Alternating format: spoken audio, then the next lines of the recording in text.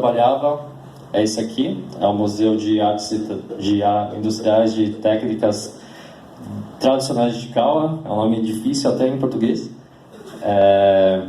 mas é muito legal porque o Kenroku-en, eu acho que ele é uma grande referência da província, e estar em contato tanto com o Kenroku-en quanto com a cultura de Chicauá foi muito bom, e foi um aprendizado muito grande, e que até coincidiu, né? Eu voltei faz alguns meses, 2, 3 meses, e a Japan House está fazendo essa exposição que tem tudo a ver com o que eu vi lá. Esse museu, ele foca nas 36 artes tradicionais de Ishikawa. Então foi muito bacana ter todo esse contato, toda essa experiência, voltar e aí rever tudo de novo aqui, ver o que cada província tem, ver a peça de Ishikawa também. Foi muito legal, e ter essa oportunidade de estar aqui falando um pouco da minha experiência é muito recompensador também. Então vamos lá, são 36 técnicas, né? Eu vou falar hoje apenas de 3, começando pela Kagayuzen. Kagayuzen, que ele é uma técnica de tingimento, né? Tingimento de seda, tecido, e ele é muito famoso, principalmente pelos kimonos. A Sato-san está vestindo hoje um Kagayuzen, muito bonito por sinal. É muito interessante que Kagayuzen, ele tem uma história muito bacana, né? Primeiro, Kaga, só para situar um pouco aqui, essa aqui era a divisão da província na época feudal, né, na era de Edo. Então, essa região verde é a região considerada como Kaga. E nesse período que surge o Kagayuzen surge aproximadamente em 1700, né, já no começo do século XVIII. E ele, na verdade, antes do Kagayuzen, era muito famoso uma outra técnica, né? Uma técnica chamada Kanoku Shibori, que ali é uma técnica de tingimento também de tecido, que faz, por exemplo, esse tipo de padrão que está em volta, né? E ele é muito parecido com aquelas camisetas hippies, né? Sabe, aquelas que você dobra e você tinge e aí cria um padrão, né? E só que isso aí era feito numa escala muito menor, né? E muito mais detalhista, né? E aí essa era era o tingimento, né, que ele era muito valorizado na época, mas era uma época ao mesmo tempo também que, assim como aconteceu no Ocidente, o feudalismo japonês, né, o shogunato, ele começou a ver os burgueses enriquecendo, né? E esse é um momento que os shoguns começam a ver esses mercadores enriquecendo, vendo eles usarem cada vez roupas mais corpulentas, mais bonitas, né, mais ricas, e ele proíbe e começa a regular o uso de certos objetos, e inclui também o Kanoku Shibori. Então, o Kagayuzen, ele vem numa forma de tentar meio que burlar essa regra, uma forma de trazer um tecido que seja tão bonito quanto, mas que ele não se enquadre nas leis que foram impostas, né? Então, o Kagayuzen, ele é da região de Kaga, e na região de Kaga era muito famoso o mesomê. O mesomê, que ele é uma forma de tingimento de tecido também, que ele era feito de umê. Umê é uma ameixa, com cascas de ameixa, raízes, né? E ele formava esses tons mais claros, né? Mais pastéis. E o Kagayuzen, a pessoa que traz o Kagayuzen para Kaga, na verdade ele chama Miyazaki Yuzensai. O Yuzen vem do Yuzensai, né? E previamente ele já tinha iniciado a técnica Yuzen em Kyoto, E em Kyoto era uma técnica que já estava começando a ter uma relevância, e ele é convocado então para ir para Kaga e desenvolver uma técnica lá em Kaga, né? Então assim que surge, que ele vai para Kaga, ele se depara com o mesomê e ele adapta o mesomê para adquirir uma estética nova, né? Então ele mistura alguns pigmentos com um mesomê que ele é um pouco mais brando, e ele chega no Kagagosai, né? Que são as 5 cores são as 5 cores que são muito simbólicas da região, né? A gente vê tanto no Kagayuzen a utilização dessas cores, como no Kutaniaki também, que é uma técnica de cerâmica que a gente está expondo aqui. São cores que estão muito presentes na cultura, né? É até engraçado que quando eu estava lá em Kanazawa, eu lembro que tinha algumas propagandas na rua e falava sobre 5 bairros, 5 cores, né? Na época eu não entendia direito o que eram aquelas cores, né? Por que eram aquelas cores. E aí depois que eu voltei comecei a estudar e eu falei, é por isso, né? Tipo, o Kaga é muito forte essa questão, já está dentro deles, né? Essa questão das cores. Isso reflete na cultura, né? Uma coisa que é muito bacana do Kagayuzen, além das cores, né, dele ter esse padrão de cores muito bem definido, né, na corrente mais tradicional, diferente do Kyoryuzen. Kyoryuzen é o Yuzen de Kyoto, né? O Kyoryuzen ele é um pouco mais ostentação. Enquanto em Kyoto morava a realeza, né? Enquanto que em Ishikawa eram os samurais, né? Então a estética do Kagayuzen ela é menos vibrante e ela é um pouco mais branda, assim como o mesomê, mas ao mesmo tempo ela é mais realista e ela trabalha com alguns elementos que são muito interessantes, como por exemplo esse efeito que tem aqui, que chama mushibiki, que é como se os insetos estivessem comendo a folha da flor. Então ele coloca no próprio desenho, né, tipo, aspectos mais mundanos mesmo, né? E seguindo aqui, falando um pouco só sobre o processo de produção, foi muito legal. Eu tive a oportunidade nessa vez que eu fui visitar a Casa Maida, que eles são uma grande referência lá em Ishikawa, principalmente não, mas por causa do Kagayuzen. E eu conheci a terceira geração, né, da família Maida. Ele deve estar hoje com uns 40 e poucos anos, eu acho, 30 ou 40, e é muito legal, porque o avô dele, o Kenji Maeda, ele é reconhecido como um mestre do Kagayuzen. Então eu consegui visitar a fábrica deles, né, que é uma casa, acompanhar de perto, né, todo o processo, né. O processo começa desenhando no papel mesmo, então o design ele é feito no papel e depois passado para o tecido. O desenho no tecido ele é feito com uma flor que chama Daydream. É uma flor azul, eu não sei direito o nome em português, desculpa. Mas é uma flor que é um tingimento que ele sai no vapor. E durante o processo, o Kagayuzen vai passar pelo vapor. Então, essa linha que fica azul, durante o processo, ela vai embora. E nessa mesma linha azul que foi feita, existe uma pasta de arroz chamada nori, que eles colocam primeiramente no contorno, e onde eles passam essa pasta, aqui nessa imagem, vai ficar a cor do tecido, que é branco. Então os contornos do Kagayuzen são sempre presentes, que são os contornos brancos. E seguindo, ao mesmo tempo que ele protege o branco, ele protege também que as cores elas se abram, que elas encostem uma nas outras. Então ela define muito bem os espaços, ela não deixa por exemplo, a tinta vazar do espaço que está delimitado. Então aqui a gente vê a pessoa pintando, né, a parte interna da pasta.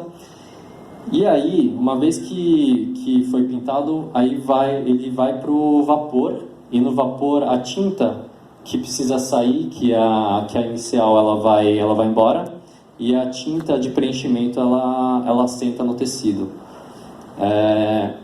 Uma vez que passou por esse processo, onde na verdade agora estava pintado, vai ser passado a pasta, porque eles vão pintar agora o fundo é pintado depois. E então onde havia o desenho, como a gente pode ver aqui, ele vira como se fosse uma máscara, e a pessoa então, tipo, eles têm vários pincéis, né, tipo, e vão passando para fazer esse preenchimento. E uma coisa que eu nunca tinha percebido, né, que eu percebi quando eu fui lá, primeiro que tem esse tecido que ele é muito longo, né? E aí que eu fui perceber que, na verdade, o kimono ele é feito de uma forma modular, né? O kimono ele é feito por essas tiras. Então, é muito legal você ver como soluções mesmo de design, né? Soluções de pensamento, né? E acompanhar o processo foi muito rico. Esse aqui, ele é o neto do Maeda-san. E aqui ele já está fazendo os últimos ajustes, os últimos preenchimentos, né? E a última etapa mesmo chama Yuzen Nagashi, que é você lavar o tecido no rio. Infelizmente, hoje essa prática não acontece com tanta frequência. A maioria dos produtores tem um lugar interno para lavar, mas eu vi falar que existiu um artesão ainda que ele ainda continua fazendo no rio, mas por diversos motivos, né? Pela questão dos rios não serem mais tão limpos como eram antigamente, né? E são um dos motivos de eles não fazerem mais no rio. Mas é muito legal, mas existem, por exemplo, alguns festivais que são realizados, né, para expor tecido, né, de demonstração. Nesse caso, essa imagem eu acredito que ele é de Kyo Yuzen. Principalmente pela tonalidade das cores, né? Ele é muito mais vibrante. Aqui eu coloco só uma comparação para a gente ter um pouco de ideia do Kyo Yuzen. A gente vê que ele tem algumas aplicações douradas, né? Tipo o contraste. Ele utiliza alguns artifícios como costura, né? O Kaga Yuzen ele é mais plano, né? Tipo ele é só o tingimento mesmo. Existe também o Edo Yuzei e a Yuzen, Edo que é de Tóquio, né? E eu não coloquei aqui, mas ele é um pouco mais simples. Kaga Yuzen e Kyo Yuzen são realmente as técnicas mais, digamos, reconhecidas, né? E aqui eu vou mostrar alguns designs, né? Tipo, aqui é do Kenji Maeda, né? Que ele é o avô, que ele é um dos kimonos que ele faz. É interessante que quando você chega em Kanazawa de trem-bala, você vai no banheiro, tinha 2 painéis grandes, né, que era de Kaga Yuzen, que era do Kenji Maeda. Mais alguns dele também. Aqui a gente vê que, usando mais as cores, né, o Gosai, né, que a gente estava falando, o Kaga Gosai. Mas ao mesmo tempo a gente vê que conforme as pessoas, isso a gente vê em muitas técnicas, né, e na arte também, né, conforme aqui para essa região azul que na época chamava Daishoji, que é até engraçado que Kaga na verdade agora está lá, mas é uma região que acho que o que é interessante de falar da região é que para você criar, a gente está falando de cerâmica, para a gente ter cerâmica em algum lugar, precisa de 2 coisas, né? Você precisa de argila, então você precisa ter uma terra boa, e para você ter argila, você precisa de caolin, que vem do magnésio, e você encontra nos pés de montanha, e você precisa ter floresta também, porque os fornos ficam muito tempo queimando, e você precisa de muita madeira para sustentar todo esse tempo de queimação. E nesse caso, a região de Daishoji, ela foi descoberta por causa da mineração e descobriram que tinha argila e tinha muita madeira lá. Então, começa a se desenvolver. Aqui é uma olaria da família Yoshida. A Yoshida eu vou falar um pouquinho mais pra frente, mas eu fiquei um pouco surpreso assim, com o tamanho. Eu não esperava que fosse tão grande, mas é para ver como a produção lá era realmente intensa, né? Intensa, mas ao mesmo tempo eu acho que vale a pena já falar agora que Kutaniaki ele nunca chegou numa escala industrial, mesmo depois que ele passa no período, sai do período feudal, entra no período em que o Japão abre as portas, ele sempre teve uma produção, digamos, não é modesta, mas é não é também local, mas mais para a região mesmo, né? Para as regiões do Japão. Então a olaria Yoshida, aqui um exemplo, né? Tipo a quantidade de madeira lá, um exemplo de forno também. E aí aqui então eu vou falar um pouco do Kutaniaki, né? Kutaniaki ele começa em 1655. O Goto Sadiro ele é enviado pela Casa Maeda para estudar cerâmica em outra província. Ele retorna para a região de Kaga e começa a produzir o que a gente chama hoje de kokutani. Koku é referente a antigo, a velho, né? Então ele é um dos primeiros relatos, né, que a gente tem de Kutaniaki, né? E a gente tem dois estilos, tem o Iroe e a gente tem aqui o Aote. Os dois, o Iroe, se você for perceber, ele usa o Gosai, né? Tipo, ele usa aquelas 5 cores, muito sutilmente, mas talvez nessa peça, acho que um pouquinho, dá pra falar que sim. Mas aí já o Aote, ele já vai ele já trabalha com mais preenchimentos, né? Você vê mais amarelos, mais vermelhos. Ele usa ainda um pouco, às vezes ele usa o azul, mas normalmente são 4 cores que ele usa. E esse período, ele começa em 1655 e ele dura por volta de 50 anos, que foi o tempo que o Goto Sadiro viveu. E depois disso, o Kutaniaki ele tem ele meio que acaba, ele interrompe, né? Tipo, não existe, ninguém sabe dizer ao certo por que isso aconteceu. Alguns cogitam que foi por questões financeiras, falta de recursos financeiros, outros falam que é falta de recurso de produção mesmo, outros falam que ele não conseguiu passar o bastão. Mas a verdade é que então o Kutaniaki ele fica aproximadamente 100 anos sem ter uma renovação. E por causa, seguindo, quando Kutaniaki ele volta em 1807.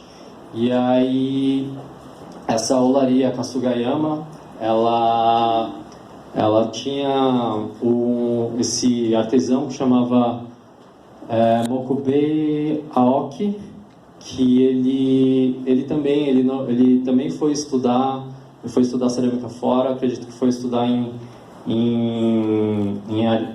Arita, e ele retorna para produzir em Kaga. Só que é interessante visualizar que ele vem com uma cara muito inspirada em cerâmicas chinesas, né, com temas de pessoas, o fundo vermelho.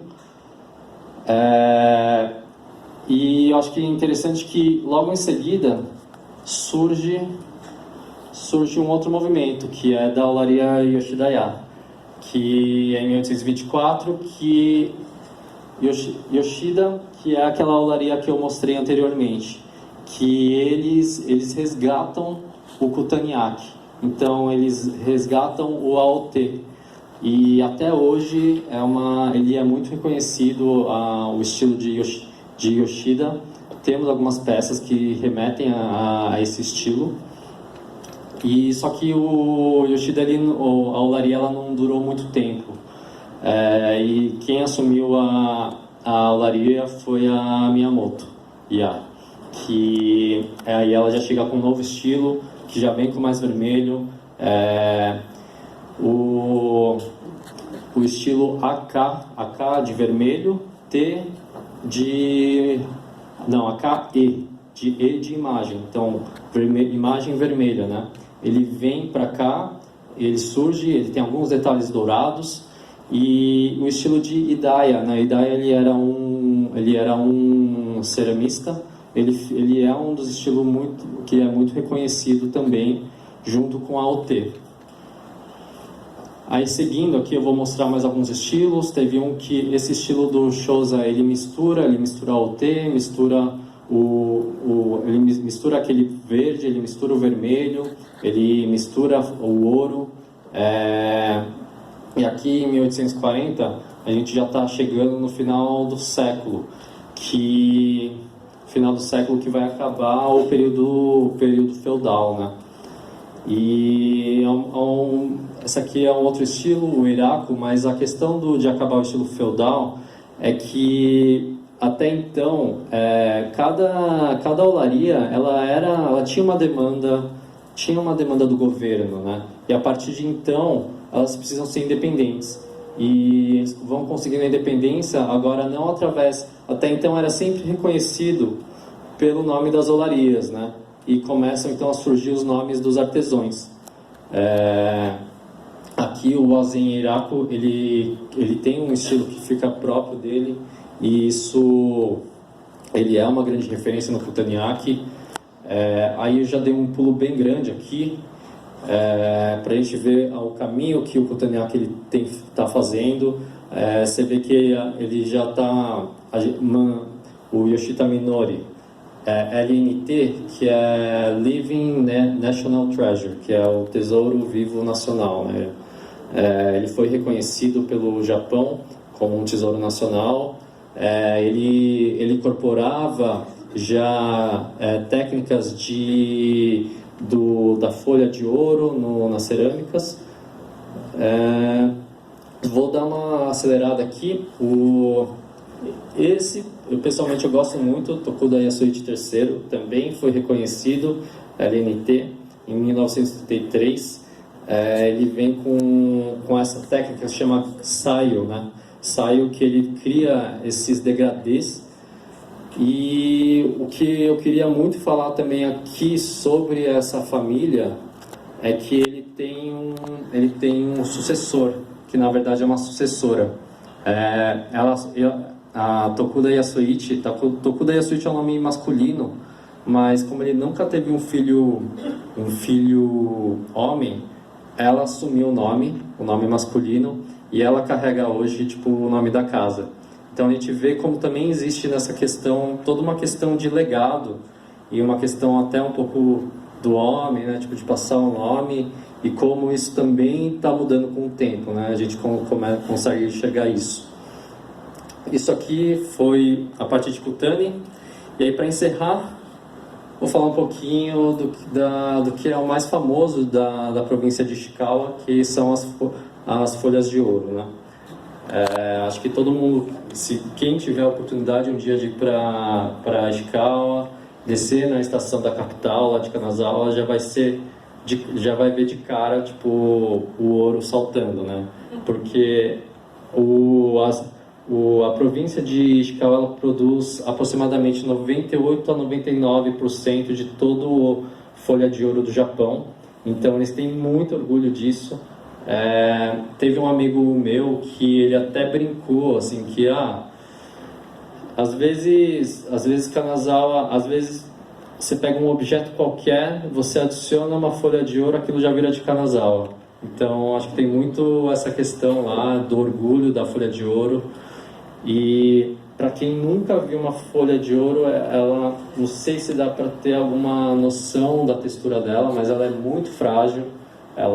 Se você encostar com a mão sem nada, ela vai esfarelar, ela vai se desmanchar, só do calor do corpo. Então ela é muito delicada mesmo. Aqui até para ter uma noção, tem algumas folhas de ouro que, quando colocadas contra a luz, elas são quase que transparentes. Coloquei aqui uma medida que é 0,0001 milímetro. Então é como se fosse 1 milímetro dividido por 10.000, é a espessura de uma folha de ouro. E aí, para a gente ter uma noção do quão delicada ela é, né? Tem uma fala sobre o ouro, né, que eles comparam uma moeda de 5 yen, que se você apertar ela abre do tamanho de tatame. Aí, só para deixar um pouco mais Brasil, coloquei uma moeda de 10 centavos e um tapete de yoga, mas só para passar um pouco a ideia de como o ouro ele é maleável, né? E a técnica da folha de ouro no final, a prensa, né? Você prensar muito ouro até que ele fique muito fino. Passar um pouquinho rápido aqui sobre o primeiro momento. O ouro ele mistura com um pouquinho de prata e um pouco de cobre para dar um pouco mais de liga, senão ele não conseguiria ter toda essa resistência, a mínima resistência que ele tem. Ele é prensado, e depois que ele é prensado, ele nesse tamanho aqui, são várias camadas de papel ouro, e esse papel ele é muito importante também.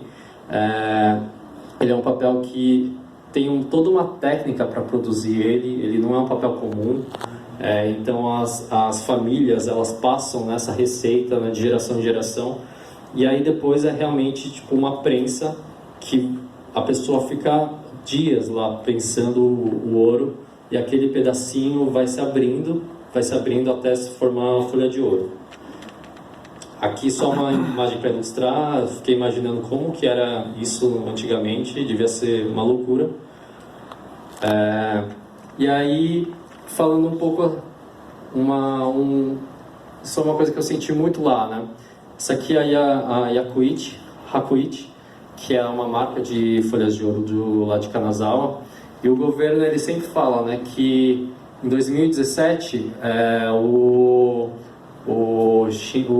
ministro Abe, o Abe-san, ele presenteou o presidente Donald Trump com produtos da Hakuichi, que é uma marca da região. E é legal que eles têm tanto orgulho disso que eles dão uma caneta para os bolsistas. Então eu ganhei a minha aqui, fiquei muito feliz. E aí é aquela história, né? Eu acho que tudo lá em Kanazawa, lá na região de Ishikawa, tudo pode ir com ouro.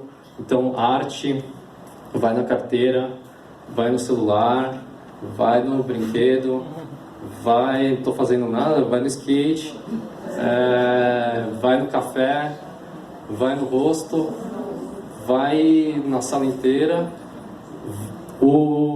Acho que muitas pessoas já viram, né? Tipo que é o Kinkakuji, que é um templo todo de ouro. Então pode ter certeza que o ouro veio da região de Ishikawa.